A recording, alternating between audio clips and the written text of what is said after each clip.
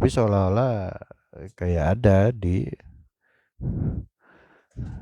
sistem dunia ini orang-orang yang bahagia, padahal tidak. Maksudnya gimana tuh? Orang kafir yang mendapatkan surga di dunia, kan teks hadisnya begitu tuh. Coba bayangkan ya, orang kaya dengan fasilitas hidup yang luar biasa gitu, dengan orang miskin ketika terpisah dengan fasilitas hidupnya dengan dunianya. Yang miskin sama yang kaya tadi lebih menderita yang mana? Tentu yang kaya kan, lebih menderita yang kaya. Berat itu ninggalinnya. Kalau yang miskin ya walaupun berat, tapi jauh lebih ringan dibanding si kaya ini. Itu gambarannya. Padahal surga di dunia, hadis menyebutnya begitu.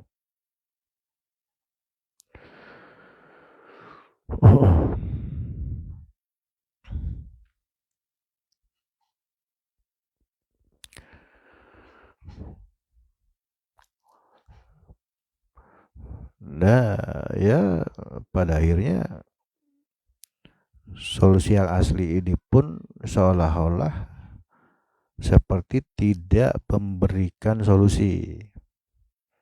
Sebab isinya penderitaan. Kalau kita lihat kehidupan para nabi, zohirnya, kehidupan baharunya, seolah-olah seperti tidak memberikan solusi kan gitu. Tapi aslinya kebahagiaan itu bukan terletak di zohirnya, bukan terletak di kesehatannya, bukan terletak di materinya, bukan terletak di jabatannya, bukan terletak di pasangan hidupnya, bukan terletak di anak-anak yang kita punya, anak-anak kita gitu. Bukan di situ, tapi di hati. Nah sekali lagi ini mustahil dimengerti sama orang-orang yang belum ada di situ. Makanya itu kan alam qadim itu tidak bisa tergambarkan definisinya. Makna dari alam qadim atau alam hakikat itu tidak unlimited, undefinisi, undeskripsi. Tidak ada limitnya,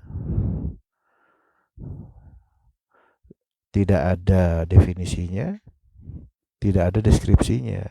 Maksudnya otak kita tuh nggak bisa menjangkau, akal kita nggak bisa menjangkau, nggak bisa membayangkan. Luar biasa ya, sulit. Tapi itu ada.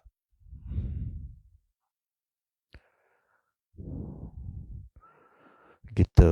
Bahkan yang aslinya ada tuh yang seperti itu. Makanya langsung kepada upgrade kesadaran.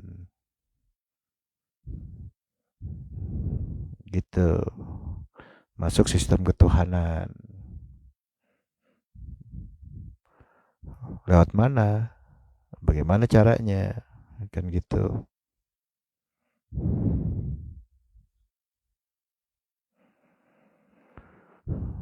Lewat pewarisnya para nabi.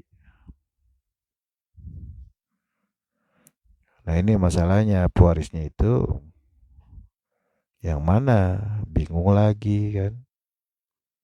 Luar biasa ya. Problem akhir zaman ini.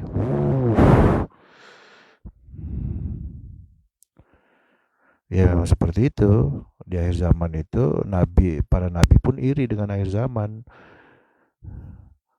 Alasannya ya karena karunia dari Allah itu dengan berbuat sedikit tapi dapat ganjaran pahalanya berkali-kali lipat besarnya dibanding di zaman-zaman para nabi.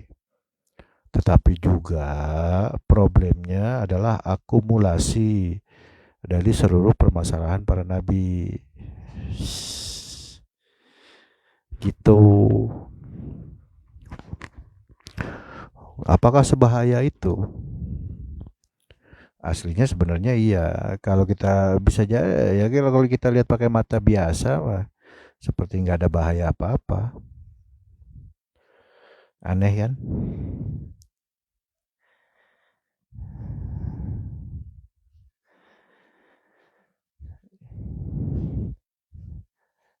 Ya bisa jadi aja kalau memang kita nggak melihat ini tuh bahaya, bisa jadi ya kondisi sekarang nggak berbahaya itu bisa jadi kita adalah pelaku di dalamnya, akumulasi pelaku di dalamnya walaupun kita nggak terlibat langsung. Bisa jadi juga ya kita memang target yang akan digulung di akhir zaman ini. Seperti itu. Kan kalau kata apa tuh, di kelompok penipu penjahatnya adalah orang yang jujur, kan ada tuh yang begitu-begitu tuh, jargon-jargon begitu tuh. Karena berarti yang kelompok penipu ini merasa mereka tuh sebenarnya loh, mereka merasa nggak menipu itu, merasa bener aja gitu, dan melihat baik-baik saja, memakai cara nipu-nipu gitu. Yang tahu bahwa itu nipu ya orang yang ada nur imannya, kelihatan gitu. Mereka merasa enggak, adil-adil aja kok, enggak ada tipuan, enggak gitu. Uh, Luar biasa itu gelombang-gelombang bahaya itu halus-halus banget gitu.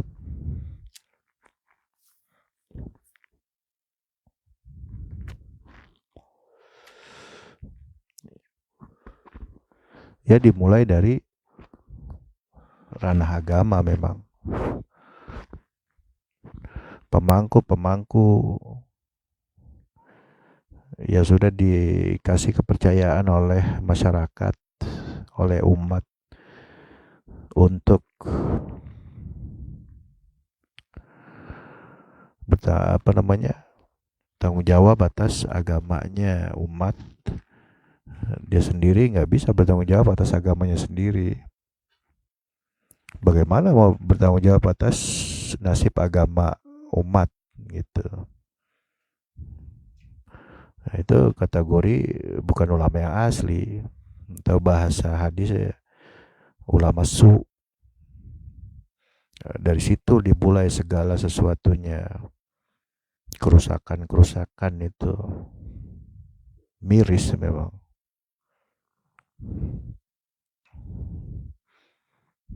Apa iya begitu?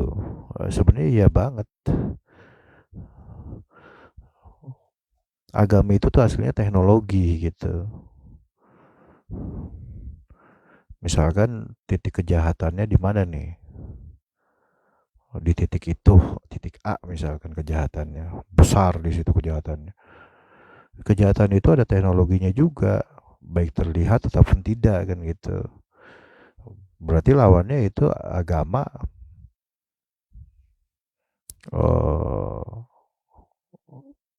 pasti Allah sediakan teknologinya juga kan gitu. Nah, kejahatan si A ini